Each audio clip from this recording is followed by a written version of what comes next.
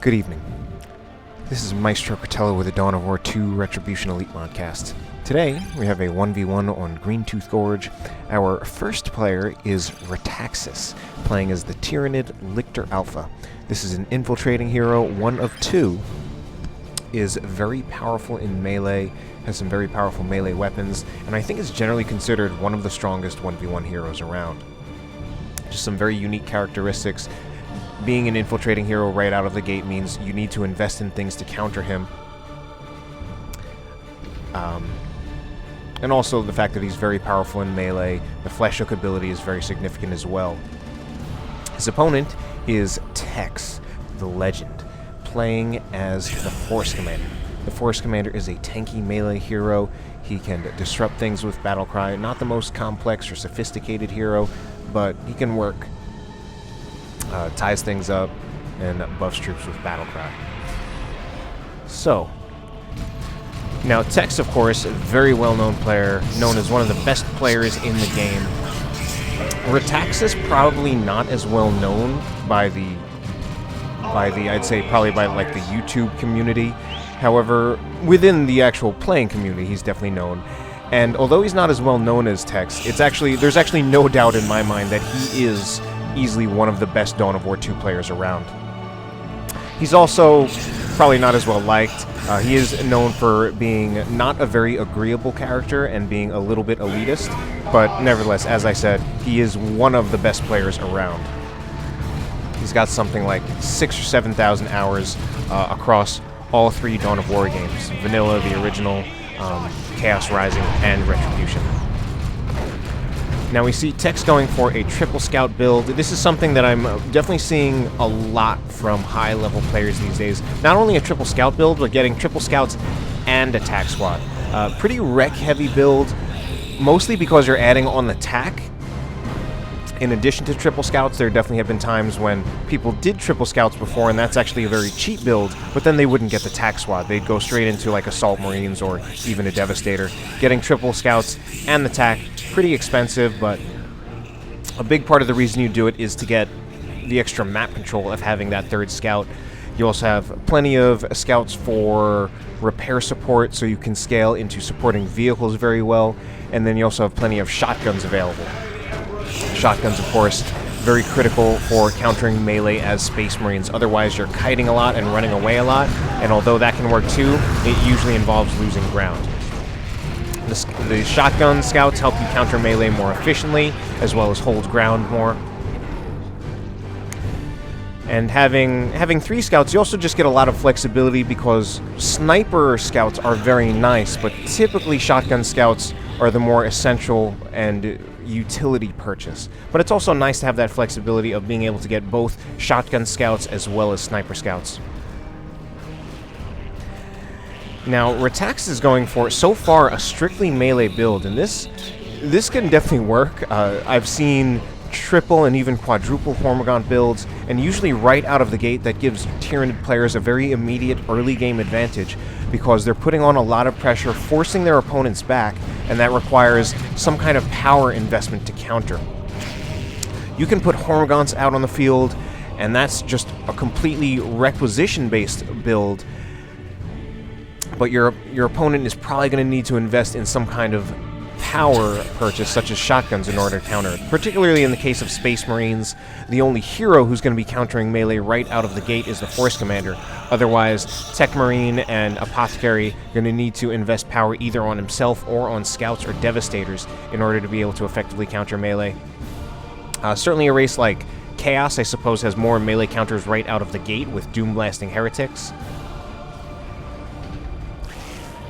So any kind of melee build, you get a lot of aggressive power. Usually the biggest weakness of a melee build is that you could potentially get controlled a lot by something like a suppression team. One of the ways Rataxas could really avoid that as a Lictor Alpha is that he can use his Lictor Alpha to infiltrate, that can tie up the suppression team by sneaking up on it, or even just using the flesh hook ability to pull the lead model. The Lictor Alpha is particularly good against setup teams for those reasons, and it kind of creates a bit of a conundrum where you want setup teams to control the Lictor Alpha as well as all these melee Tyrannids, and at the same time he's very good at countering them. Unfortunately, a lot of these early engagements have already gone very poorly for Tex. He's already just getting overrun by melee, and I think already just definitely leaving the tax in here a little too long. So far, they're lucky to not lose one model, but they're probably going to still lose a model at some point. Yeah, one tack model has gone down. Actually, two of them went down, and that was more expected. Tex has also been losing a lot of scout models as well, and of course, he's getting pushed back and losing his power. He hasn't really been able to hold a farm to put generators on it. He's only been putting nodes on, and those have been getting destroyed. And now, of course, we see the Lictor Alpha with the feeder tendrils. This is a war gear that I think has for a very long time been considered probably a little too good. It can be very, very tough to deal with the Lictor Alpha when he has the feeder tendrils, since he's doing a lot of damage. So against any kind of squad, he will very quickly bleed models off of that squad, especially power armor squads, like Chaos Space Marines or Tactical Marines. And then he's regenerating 2% of his health with each strike. And he actually attacks very quickly, so he becomes very, very difficult to deal with when he has those feeder tendrils. I would say that they're the best weapon war gear that he has. He does have several other weapon war gears, and I think some of them are actually pretty good too. But this is definitely the most common weapon war gear you will see on the Lictor Alpha, in part because it's a Tier 1 war gear. It's a power melee war gear that's more powerful than other Tier 1 power melee war gears. I mean, if you think about it, the Force Commander himself right now has the Power Sword, which only does 50 DPS power melee compared to the 63.75 of the Lictor Alpha. The Force Commander will also not be regenerating any health, and he's going to be attacking at a slower rate. So the DPS calculations, of course, calculate damage over time regardless of how fast something actually attacks. And sometimes you have units that, regardless of the DPS, they might attack very slowly and do a lot of damage in a single swing, or they might attack very quickly and do a little bit of damage with each swing. Now, amazingly, Rataxas is already he's already in Tier 2. Tex not to Tier 2 yet, deciding to invest in Devastators because he's getting very, very overrun by all of the Tyranids. Still losing a lot of his generators, and now look at the difference between the way that Tex bashes versus the way that Rataxas bashes, and this is mostly tied to the race, which is that Tex is sending a single unit that bashes very efficiently to bash generators, whereas Rataxas is sending over much of his army, multiple squads to bash generators. Those squads also bash generators pretty efficiently, although not quite as efficiently as a Flamer attack. Now, although the attacks bash more efficiently, the difference is that they're much easier to force off than 3 squads of Hormagaunts and Warriors. So as opposed to attack, which is very, very easily forced off just by the Lictor Alpha by himself. This is a terrible situation. Shotgun Blast goes in to suppress the Hormagaunts, and that probably saved the Devastator Marine Squad. Now, Devastators, or really any setup team, are extremely vulnerable if they get flanked to any high-damage melee squad. The Howling Banshees are the most obvious case because they do power melee, and also because they're extremely good at chasing.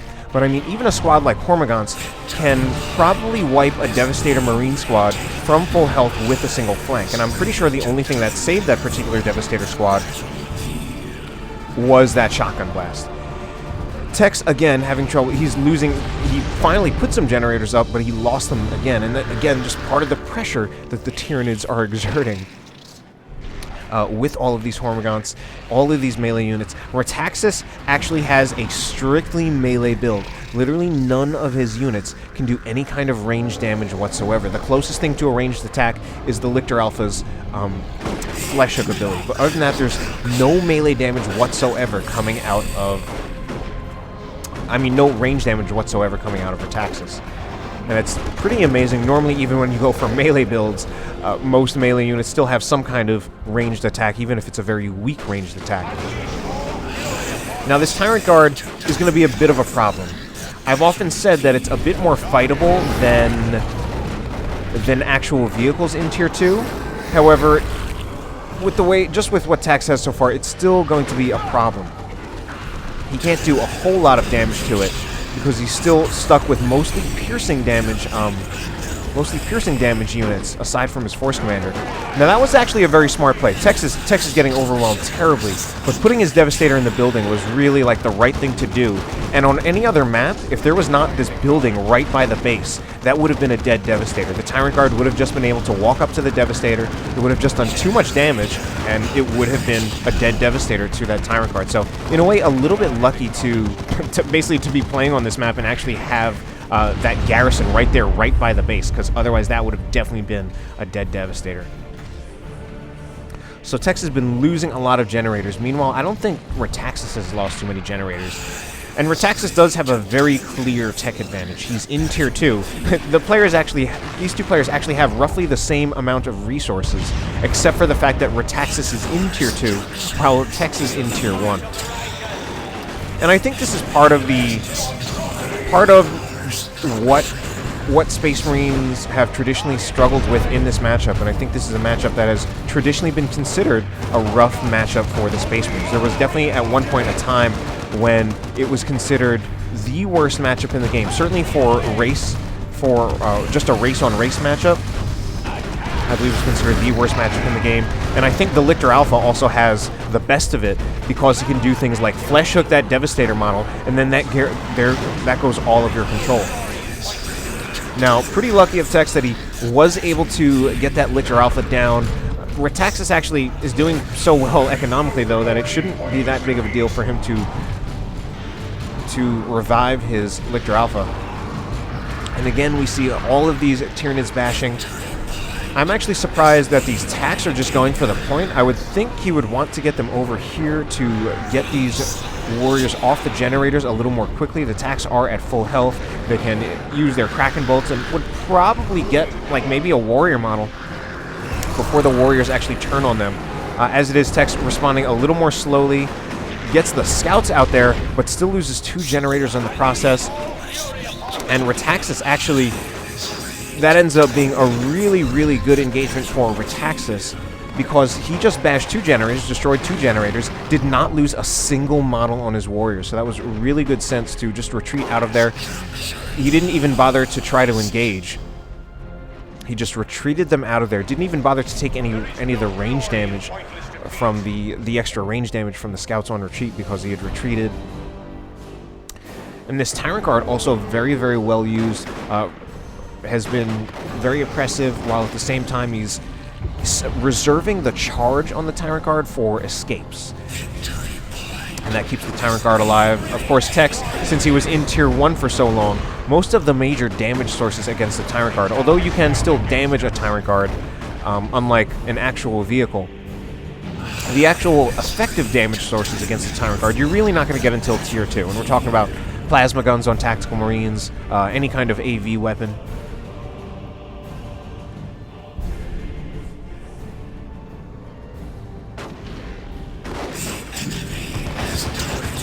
But anyway, wow, Hormagaunts, pretty nice. They came in to the side of that firing arc, and the Devastators, as much as they're useful for trying to control melee, they still can't kill, they still just can't stop everything. And this is a bad position. Again, the Hormagaunts coming in here. Will they go for the Devastator Marines? Actually, don't quite hit the Devastator Marines. I thought that would be their best opportunity. Force Commander right here might be in a little bit over his head. And he's gone for this Power Sword purchase, and if anything, I'm somewhat surprised about the Power Sword purchase. Now, the Power Sword is pretty good. You get that power melee damage, and that could be nice for dealing with the warriors early on, because you're making the Force Commander much more effective against the warriors.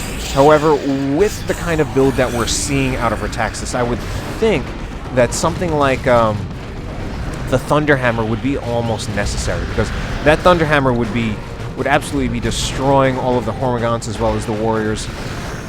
The Rippers and all of that stuff is just totally overwhelming Tex right now. He's getting a Dreadnought out on the field, which is nice. It'll actually be very, very good against everything that Rataxas has. The main thing he's got to worry about, though, is that Rataxas is in Tier 3. Now, Tex, of course, doesn't know this, but Tex probably also has a pretty good sense. He must know that he's behind in tech. He does finally manage to get a full Power Bash off, but he's getting a full Power Bash off in the relatively late stages of the game when Rataxas has already gone to Tier 3 and has the resources to get a Carnifex. Wow, and we saw that special attack right there. That special attack took out like half of the Hormagaun's health.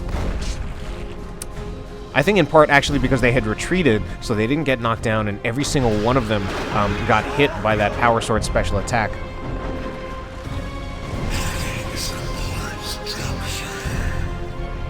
Now Tex is in a tough situation because he really does not have that many resources to spare, so he has to be very choosy with what he purchases. He can't just buy things randomly. He needs to make really good choices. That being said, I think the Thunderhammer would be a very good choice. I think it would be, just of all the things he could get, I really think that could be, I think that's one of the most important things he could get right now. Just with the difference it would make for just what it would do to the Hormagaunts and the Warriors, I think it would be a really big deal. And that Thunderhammer special attack is just very, very powerful. And it's terrible to be in melee against a Thunderhammer Force Commander. Lictor Alpha's going to have to get out of there. It infiltrates just to get the decap off. And Lictor Alpha, meanwhile, has feeder tendrils. And, oh, we did not see an attempted shotgun, but it looks like Tex might get that Lictor Alpha anyway. He does get the Lictor Alpha anyway. I thought we were going to see maybe a grenade attempt on a retreat, but, you know, in the end that's probably better because he saves the energy, although he didn't end up actually using the energy on that particular scout squad, or did he? Either way. Now, Force Commander is in here, and he's doing okay. But again, with the Thunderhammer, he would be doing even better. And I believe he can afford the Thunderhammer. What does his power look like? I don't remember the power cost of a Thunderhammer, but he's not too far away from it. He's still got 3 scout squads, and this Devastator, I feel, is possibly in a little bit of trouble. It doesn't have much health left. Something like a Spore Mine drop would basically result in the death of the Devastators. And, oh, not a Spore Mine drop, but Spore Mines out of the Capillary Tower. That's got, yeah, I don't think the Devastators have a chance at this point. I think the only thing that would be giving them a chance would be those shotgun blasting scouts and the fact that the Tyrant Guard was in shield wall mode. So that was a very, very close call for Tex, saving that Devastator. Very, very lucky.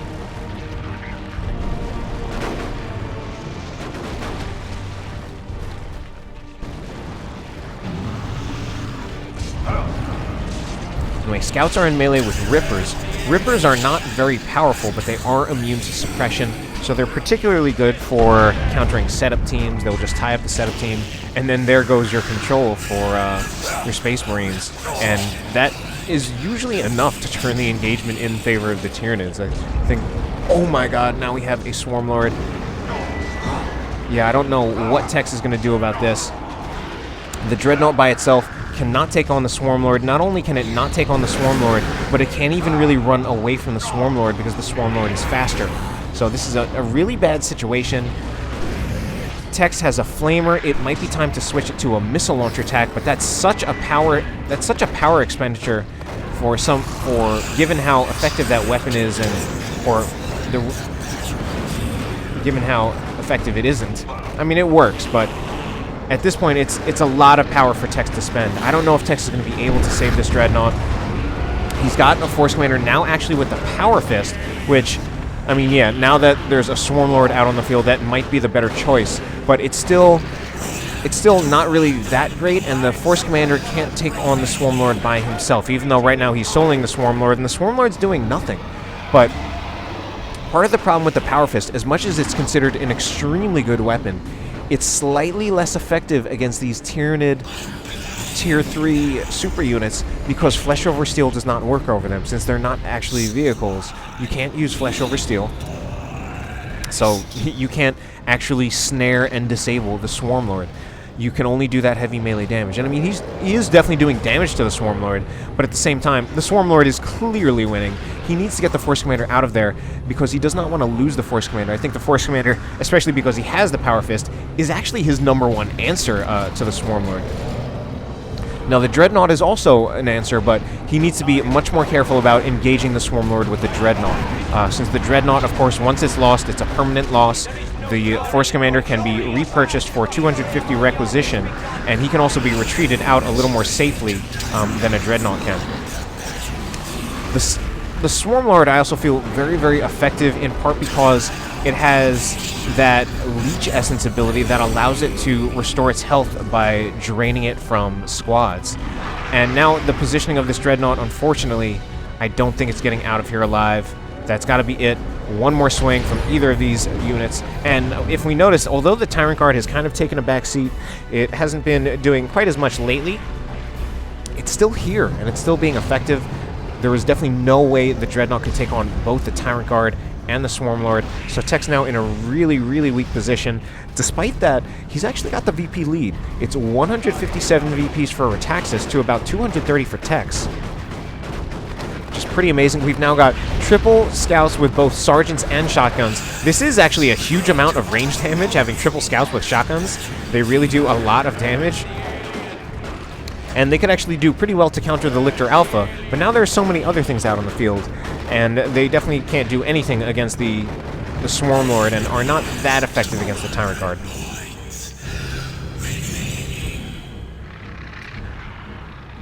Tex has actually decided to get a Sergeant on his Tactical Marines. They are level 4 tax, and I think what he's going for with that is that he might want some situations, like let's say the Hormagaunts actually decide that the power's not that important, and they decide to go for the tax. The tax would be a lot tougher, especially in melee, and especially if they activate and they shall know no fear. That could give the tax an edge again in melee against the warriors and the Hormagaunts, which would otherwise, I think, be losing battles for them.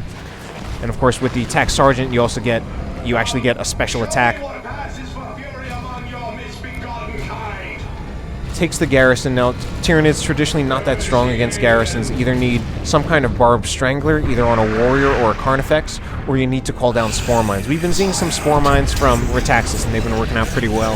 I think Tex just got a new squad. He got another Devastator. I think that's his third Devastator. He's got one with Vengeance rounds, one with the Las Cannon, and one that's still vanilla. Meanwhile, Force Commander coming over here as well. Tex should be able to capture this VP, and the Force Commander might want to go back over here. It looks like the Force Commander, he's got the Artificer armor and the Iron Halo. Yes, he's had that for a little while. But VP is pretty much even, and Spore Mines just dropped in base, just buying time for Rataxas to get on points. And Tex, we also see, is in Tier 2. He's stuck in Tier 2, and I think it was probably known like 10 minutes ago, if not longer than that, that he was probably going to be stuck in Tier 2 for pretty much the entire game. I don't expect to see him to get to Tier 3. And now Tex is, in spite of everything, managing to really stay in this game a lot just on his map control. Now, the Force Commander, I actually like the idea of him engaging these warriors. He can definitely bleed the warrior models. The warriors I don't think will do that well against him. He's gotten 2 warrior models so far. And this Devastator not quite set up, the Las Cannon Devastator not set up in the greatest position. Now the Force Commander, although he would do well, I think now it might be time for him to go. He's at about 50% health, and he does still have to worry about retreating through a Swarmlord, a Tyrant Guard, and a bunch of stuff. He might go down, in fact he probably will. I think, yeah, that's got to be it for him. Really? No. Pretty lucky to get out of that Force Commander out of there alive. And if it weren't for the Swarmlord, I still think he would be better off with a Thunderhammer. I'm sure he's going to have his own explanation. And I mean, I think this was also just a tough game where a lot of things probably didn't go his way, and he just kind of had to adapt to the situation and do what he could to make things work.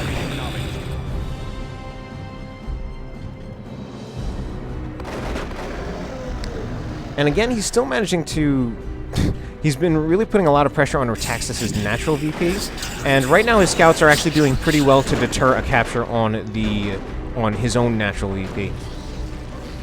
So Rataxas is mostly holding the middle, and it's weird. He's using his like army dominance and fighting dominance to hold the contested VP, and then yet consequently, so part of what Tex is doing is that he's making more of an effort to control the other VPs, the side VP and the side VPs basically, his natural and Rataxas' natural.